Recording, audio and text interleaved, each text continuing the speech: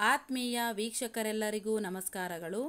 2020-21ನೇ ಸಾಲಿನಲ್ಲಿ 10ನೇ ತರಗತಿಯ ವಾರ್ಷಿಕ ಪರೀಕ್ಷೆಯನ್ನು ಬರೆಯಲಿರುವ ವಿದ್ಯಾರ್ಥಿಗಳಿಗೆ ಉಪಯೋಗವಾಗುವ ರೀತಿಯಲ್ಲಿ ಈ ವಿಡಿಯೋವನ್ನು ಮಾಡಲಾಗಿದೆ.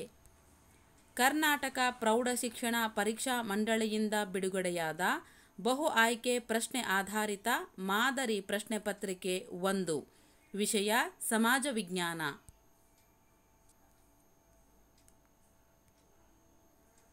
ಈ ಕೆಳಗಿನ ಪ್ರತಿಯೊಂದು ಪ್ರಶ್ನೆಗಳಿಗೆ ಅಥವಾ ಅಪೂರ್ಣ ಹೇಳಿಕೆಗಳಿಗೆ 4 ಆಯ್ಕೆಗಳನ್ನು ನೀಡಲಾಗಿದೆ. ಅವುಗಳಿಗೆ ಸರಿಯಾದ ಉತ್ತರವನ್ನು ಆರಿಸಿ ನಿಮಗೆ ನೀಡಿರುವ ಉತ್ತರ ಪತ್ರಿಕೆ OMRನಲ್ಲಿ ಸರಿಯಾದ ಆಯ್ಕೆಯನ್ನು ಕಪ್ಪು ಅಥವಾ ನೀಲಿ ಬಾಲ್ ಪಾಯಿಂಟ್ ಪೆನ್ನಿನಿಂದ ಶೇಡ್ ಮಾಡಿರಿ.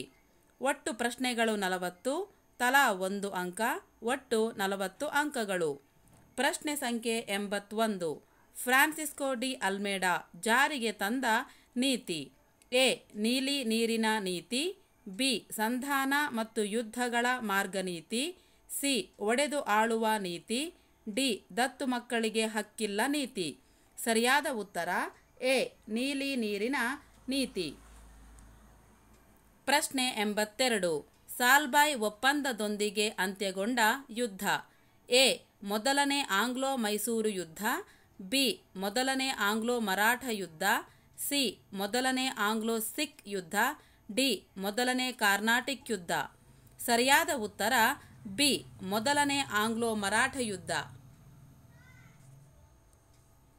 ಪ್ರಶ್ನೆ 83. ಫೌಜದಾರಿ ಅದಾಲತ್ ಎಂಬುದು ಎ. ನಾಗರಿಕ ನ್ಯಾಯಾಲಯ. ಬಿ. ಕಂದಾಯ ನ್ಯಾಯಾಲಯ. ಸಿ. ಅಪರಾಧ ನ್ಯಾಯಾಲಯ. ಡಿ. ಗ್ರಾಹಕ ನ್ಯಾಯಾಲಯ. ಸರಿಯಾದ ಉತ್ತರ ಸಿ. ಅಪರಾಧ ನ್ಯಾಯಾಲಯ. ಪ್ರಶ್ನೆ 84. 4ನೇ ಆಂಗ್ಲೋ ಮೈಸೂರು ಯುದ್ಧದ ಸಮಯದಲ್ಲಿ ಬ್ರಿಟಿಷ್ ಗವರ್ನರ್ ಜನರಲ್ ಆಗಿದ್ದವರು. A. Wellesley. B. Dalhousie. C. Cornwallis. D. Ripon. ಸರಿಯಾದ ಉತ್ತರ ಎ. ವೆಲ್ಲೆಸ್ಲಿ. ಪ್ರಶ್ನೆ 85. ವೇದಗಳಿಗೆ ಹಿಂತಿರುಗಿ ಎಂದು ಕರೆ ನೀಡಿದ ಸಾಮಾಜಿಕ ಸುಧಾರಕರು. A. Rajaram Mohan Roy. B. Swami Vivekananda. C. Narayana Guru. D. Dayananda Saraswati. ಸರಿಯಾದ ಉತ್ತರ ಡಿ. ದಯಾನಂದ ಸರಸ್ವತಿ. ಪ್ರಶ್ನೆ 86. ಝಾನ್ಸಿಯ ರಾಣಿ ಲಕ್ಷ್ಮೀಬಾಯಿ ಬ್ರಿಟಿಷರ ವಿರುದ್ಧ ದಂಗೆ ಏಳಲು ಕಾರಣ. ಎ. ಸಹಾಯಕ ಸೈನ್ಯ ಪದ್ಧತಿ. ಬಿ. ಸಂಧಾನ ಮತ್ತು ಯುದ್ಧಗಳ ಮಾರ್ಗನೀತಿ. ಸಿ. ಒಡೆದು ಆಳುವ ನೀತಿ. ಡಿ. ದತ್ತು ಮಕ್ಕಳಿಗೆ ಹಕ್ಕಿಲ್ಲ ನೀತಿ. ಸರಿಯಾದ ಉತ್ತರ ಡಿ. ದತ್ತು ಮಕ್ಕಳಿಗೆ ಹಕ್ಕಿಲ್ಲ ನೀತಿ. ಪ್ರಶ್ನೆ 87. ರಾಸ್ ಬಿಹಾರಿ ಬೋಸ್ ಮತ್ತು ಮೇಡಂ ಕಾಮಾರವರು ಈ ಗುಂಪಿನ ನಾಯಕರು. ಎ. ಕ್ರಾಂತಿಕಾರಿಗಳು. ಬಿ. ಮಂದಗಾಮಿಗಳು. ಸಿ. ತೀವ್ರಗಾಮಿಗಳು. ಡಿ. ಉಗ್ರಗಾಮಿಗಳು. ಸರಿಯಾದ ಉತ್ತರ ಕ್ರಾಂತಿಕಾರಿಗಳು. ಪ್ರಶ್ನೆ 88. ಭಾರತೀಯ ರಾಷ್ಟ್ರೀಯ ಕಾಂಗ್ರೆಸ್ನ ಸಂಸ್ಥಾಪಕರು. A. Mahatma Gandhiji. B. A O. Hume. C. Bal Gangadhara Tilak. D. Gopalakrishna Gokhale. ಸರಿಯಾದ ಉತ್ತರ ಬಿ. ಎ.ಒ. ಹ್ಯೂಮ್. ಪ್ರಶ್ನೆ 89. ಫಾರ್ವರ್ಡ್ ಬ್ಲಾಕ್ ಅನ್ನು ಸ್ಥಾಪಿಸಿದವರು. A. Jawaharlal Nehru. B. Subhash Chandra Bose. C. Doctor B R. Ambedkar. D. Bal Gangadhar Tilak. ಸರಿಯಾದ ಉತ್ತರ ಬಿ. ಸುಭಾಷ್ ಚಂದ್ರ ಬೋಸ್. ಪ್ರಶ್ನೆ 90. ಲಾಲಾ ಲಜಪತ್ ರಾಯ್ ಈ ಸಮಯದಲ್ಲಿ ಕೊಲ್ಲಲ್ಪಟ್ಟರು. ಎ. ಜಲಿಯನ್ ವಾಲಾಬಾಗ್ ಹತ್ಯಾಕಾಂಡ. ಬಿ. ಸೈಮನ್ ಆಯೋಗದ ವಿರುದ್ಧ ಪ್ರತಿಭಟನೆ ಮಾಡುವಾಗ. ಸಿ. ಅಸಹಕಾರ ಚಳುವಳಿಯಲ್ಲಿ. ಡಿ. ಉಪ್ಪಿನ ಸತ್ಯಾಗ್ರಹದಲ್ಲಿ. ಸರಿಯಾದ ಉತ್ತರ ಬಿ. ಸೈಮನ್ ಆಯೋಗದ ವಿರುದ್ಧ ಪ್ರತಿಭಟನೆ ಮಾಡುವಾಗ. ಪ್ರಶ್ನೆ 91. ಮಹದ್ಕೆರೆ ಮತ್ತು ಕಾಲಾರಾಮ್ ದೇವಾಲಯದ ಆಂದೋಲನಗಳು ಇದನ್ನು ಪ್ರತಿಭಟಿಸಲು ಆಯೋಜಿಸಲಾಗಿತ್ತು. ಎ. ಅಸ್ಪೃಶ್ಯತೆಯ ಆಚರಣೆಯನ್ನು. ಬಿ. ವೇಲ್ಸ್ನ ರಾಜಕುಮಾರನ ಭೇಟಿಯನ್ನು. ಸಿ. ಕ್ರಿಪ್ಸ್ ಮಿಷನ್ನ ಪ್ರಸ್ತಾವನೆಯನ್ನು. ಡಿ ಗಾಂಧಿಯನ್ನು ದಂಡಿಯಲ್ಲಿ ಬಂಧಿಸುವುದನ್ನು. ಸರಿಯಾದ ಉತ್ತರ ಎ ಅಸ್ಪೃಶ್ಯತೆಯ ಆಚರಣೆಯನ್ನು. ಪ್ರಶ್ನೆ 92. ಸಂವಿಧಾನದ 42ನೇ ತಿದ್ದುಪಡಿಯ ಮೂಲಕ ಪ್ರಸ್ತಾವನೆಯಲ್ಲಿ ಸೇರಿಸಲಾದ ಪದಗಳು. ಎ ಗಣರಾಜ್ಯ ಮತ್ತು ಪ್ರಜಾಪ್ರಭುತ್ವ, ಬಿ ಸಮಾಜವಾದಿ ಮತ್ತು ಜಾತ್ಯತೀತತೆ, ಸಿ ಸಾರ್ವಭೌಮತ್ವ ಮತ್ತು ಪ್ರಜಾಪ್ರಭುತ್ವ, ಡಿ ಪ್ರಾದೇಶಿಕ ಮತ್ತು ಜಾತ್ಯತೀತತೆ. ಸರಿಯಾದ ಉತ್ತರ ಬಿ ಸಮಾಜವಾದಿ ಮತ್ತು ಜಾತ್ಯತೀತತೆ. ಪ್ರಶ್ನೆ 93. ಚೆನ್ನಮ್ಮ ಬ್ರಿಟಿಷರ ವಿರುದ್ಧ ದಂಗೆ ಎದ್ದದ್ದು. ಎ ಮೈಸೂರಿನಲ್ಲಿ, ಬಿ ಕಿತ್ತೂರಿನಲ್ಲಿ, ಸಿ ಬೆಳಗಾವಿಯಲ್ಲಿ, ಡಿ ಚಿತ್ರದುರ್ಗದಲ್ಲಿ. ಸರಿಯಾದ ಉತ್ತರ ಬಿ ಕಿತ್ತೂರಿನಲ್ಲಿ. ಪ್ರಶ್ನೆ 94. ಲೋಕಪಾಲ್ ಮತ್ತು ಲೋಕಾಯುಕ್ತ ಸಂಸ್ಥೆಗಳನ್ನು ಸ್ಥಾಪಿಸಿರುವುದು. ಎ ಪ್ರಾದೇಶಿಕ ಅಸಮತೋಲನ ತಡೆಯಲು, ಬಿ ಭ್ರಷ್ಟಾಚಾರ ತಡೆಯಲು, ಸಿ ಕೋಮುವಾದ ತಡೆಯಲು, ಡಿ ಅಸ್ಪೃಶ್ಯತೆಯ ಆಚರಣೆಯನ್ನು ತಡೆಯಲು. ಸರಿಯಾದ ಉತ್ತರ ಬಿ ಭ್ರಷ್ಟಾಚಾರ ತಡೆಯಲು. ಪ್ರಶ್ನೆ 95. ಭಾರತ ಸಂವಿಧಾನದ 51ನೇ ವಿಧಿಯ ಮೂಲ ಉದ್ದೇಶ. ಎ ಉಚಿತ ಮತ್ತು ಕಡ್ಡಾಯ ಶಿಕ್ಷಣ ಕೊಡುವುದು, ಬಿ ಏಕರೂಪದ ಪಂಚಾಯತ್ ಸಂಸ್ಥೆಗಳ ಸ್ಥಾಪನೆ, ಸಿ ಸಾಮಾಜಿಕ ನ್ಯಾಯ ಮತ್ತು ಜನರ ಕಲ್ಯಾಣ, ಡಿ ಅಂತಾರಾಷ್ಟ್ರೀಯ ಸಹಬಾಳ್ವೆ ಹಾಗೂ ಅಂತಾರಾಷ್ಟ್ರೀಯ ಕಾನೂನಿಗೆ ಗೌರವ ನೀಡುವುದು. ಸರಿಯಾದ ಉತ್ತರ ಡಿ ಅಂತಾರಾಷ್ಟ್ರೀಯ ಸಹಬಾಳ್ವೆ ಹಾಗೂ ಕಾನೂನಿಗೆ ಗೌರವ ನೀಡುವುದು. ಪ್ರಶ್ನೆ 96. 1966ರಲ್ಲಿ ರಷ್ಯಾ ತಾಷ್ಕೆಂಟ್ ಒಪ್ಪಂದಕ್ಕೆ ಸಹಕರಿಸಿದ್ದು. ಎ ಭಾರತ ಮತ್ತು ಪಾಕಿಸ್ತಾನದ ನಡುವೆ, ಬಿ ಶ್ರೀಲಂಕಾ ಮತ್ತು ಪಾಕಿಸ್ತಾನದ ನಡುವೆ, ಸಿ ಭಾರತ ಮತ್ತು ಚೀನಾದ ನಡುವೆ, ಡಿ ಬಾಂಗ್ಲಾದೇಶ ಮತ್ತು ಶ್ರೀಲಂಕಾ ನಡುವೆ. ಸರಿಯಾದ ಉತ್ತರ ಎ ಭಾರತ ಮತ್ತು ಪಾಕಿಸ್ತಾನದ ನಡುವೆ. ಪ್ರಶ್ನೆ 97. ಮಾನವ ಹಕ್ಕುಗಳ ಘೋಷಣೆಯನ್ನು ಅಂಗೀಕರಿಸಲಾಗಿದ್ದು. ಎ ಡಿಸೆಂಬರ್ 10, 1948ರಂದು, ಬಿ ಡಿಸೆಂಬರ್ 15, 1949ರಂದು, ಸಿ ಮಾರ್ಚ್ 10, 1950ರಂದು, ಡಿ ಮಾರ್ಚ್ 15, 1952ರಂದು. ಸರಿಯಾದ ಉತ್ತರ ಎ ಡಿಸೆಂಬರ್ 10, 1948ರಂದು. ಪ್ರಶ್ನೆ 98. ವಿಶ್ವಸಂಸ್ಥೆಯ ಸಚಿವ ಸಂಪುಟ. ಎ ಸಾಮಾನ್ಯ ಸಭೆ, ಬಿ ದತ್ತಿ ಸಮಿತಿ, ಸಿ ಭದ್ರತಾ ಮಂಡಳಿ, ಡಿ ಸಚಿವಾಲಯ. ಸರಿಯಾದ ಉತ್ತರ ಸಿ ಭದ್ರತಾ ಮಂಡಳಿ. ಪ್ರಶ್ನೆ 99. ಭಾರತೀಯ ಸಂವಿಧಾನದ ಮುಖ್ಯ ವಾಸ್ತುಶಿಲ್ಪಿ. A doctor BR Ambedkar, B doctor Babu Rajendra Prasad, C Jawaharlal Nehru, D Mahatma Gandhi. ಸರಿಯಾದ ಉತ್ತರ ಎ ಡಾಕ್ಟರ್ BR ಅಂಬೇಡ್ಕರ್. ಪ್ರಶ್ನೆ 100. ದಿ ರಿಪಬ್ಲಿಕ್ ಎಂಬ ಪುಸ್ತಕವನ್ನು ಬರೆದವರು. A Aristotle, B Plato, C Karl Marx, D Auguste Comte. ಸರಿಯಾದ ಉತ್ತರ ಬಿ ಪ್ಲೇಟೋ. ಪ್ರಶ್ನೆ 101. ಕರ್ನಾಟಕ ರಾಜ್ಯ ರೈತ ಸಂಘವನ್ನು ಸ್ಥಾಪಿಸಿದವರು.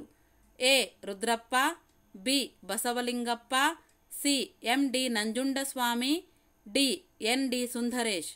ಸರಿಯಾದ ಉತ್ತರ ಸಿ MD ನಂಜುಂಡಸ್ವಾಮಿ. ಪ್ರಶ್ನೆ 102. ಬಾಲ್ಯ ವಿವಾಹ ನಿಷೇಧ ಕಾಯ್ದೆಯನ್ನು ಅಂಗೀಕರಿಸಲಾದ ವರ್ಷ. A 2006, B 2007, C 2008, D 2009. ಸರಿಯಾದ ಉತ್ತರ ಎ 2006. ಪ್ರಶ್ನೆ 103. ಪೂರ್ವ ಘಟ್ಟದಲ್ಲಿನ ಅತ್ಯಂತ ಎತ್ತರದ ಶಿಖರ. ಎ ಅಣ್ಣೈಮುಡಿ, ಬಿ ಅರ್ಮಕೊಂಡ, ಸಿ ಗುರುಶಿಖರ, ಡಿ ನೀಲಗಿರಿ. ಸರಿಯಾದ ಉತ್ತರ ಬಿ ಅರ್ಮಕೊಂಡ. ಪ್ರಶ್ನೆ 104. ಕಾರ್ಗಿಲ್ನ ಬಳಿಯ ಡ್ರಾಸ್ ಪ್ರಖ್ಯಾತವಾಗಿರುವುದು.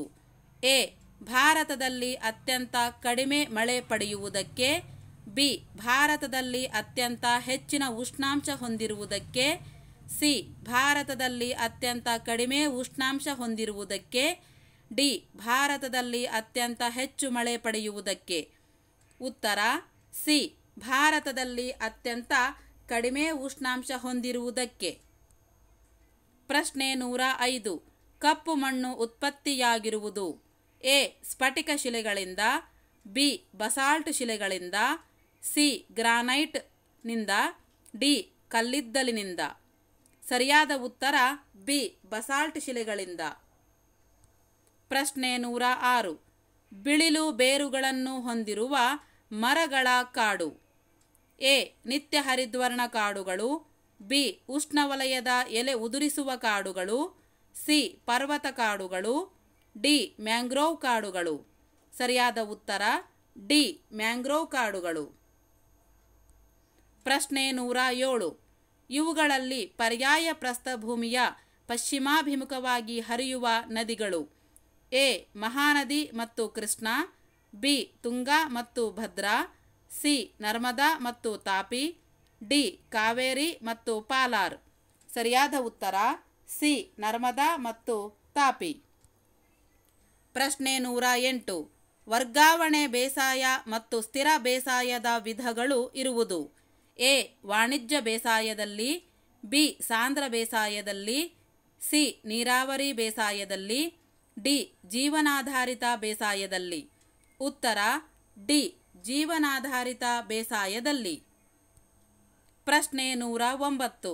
ಭಾರತದ ಹೆಬ್ಬಾಗಿಲು A Delhi, B Chennai, C Kolkata, D Mumbai. ಉತ್ತರ ಡಿ ಮುಂಬೈ. ಪ್ರಶ್ನೆ 110.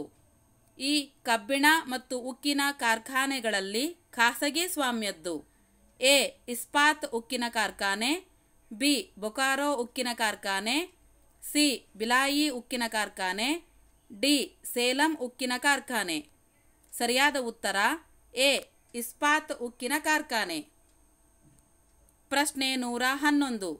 ಇವುಗಳಲ್ಲಿ ಕಡಲ ಕೊರೆತವನ್ನು ತಡೆಗಟ್ಟುವ ಒಂದು ವಿಧಾನ ಎ ನದಿಗಳಿಗೆ ಅಡ್ಡಲಾಗಿ ಅಣೆಕಟ್ಟೆಗಳನ್ನು ಕಟ್ಟುವುದು, ಬಿ ತೀರಗಳಲ್ಲಿ ಮರಳಿನ ಗಣಿಗಾರಿಕೆಯನ್ನು ತಡೆಯುವುದು, ಸಿ ದೊಡ್ಡ ದೊಡ್ಡ ಅಣೆಕಟ್ಟು ಮತ್ತು ರಿಸರ್ವಾಯರ್ಗಳ ನಿರ್ಮಾಣಗಳನ್ನು ತಡೆಯುವುದು, ಡಿ ಎತ್ತರದ ವಸತಿ ಕಟ್ಟಡಗಳನ್ನು ನಿರ್ಮಿಸುವುದು.